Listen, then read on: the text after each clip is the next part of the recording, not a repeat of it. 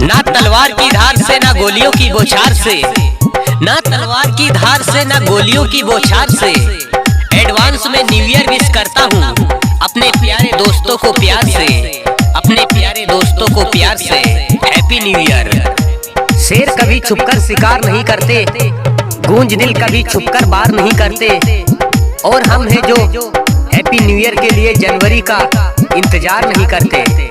Happy new year.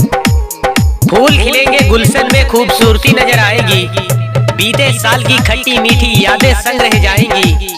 आओ मिलकर जश्न मनाएं नए साल का हंसी खुशी से, नए साल की पहली सुबह खुशियां अनगिनत लाएगी। नए साल की हार्दिक शुभकामनाएं।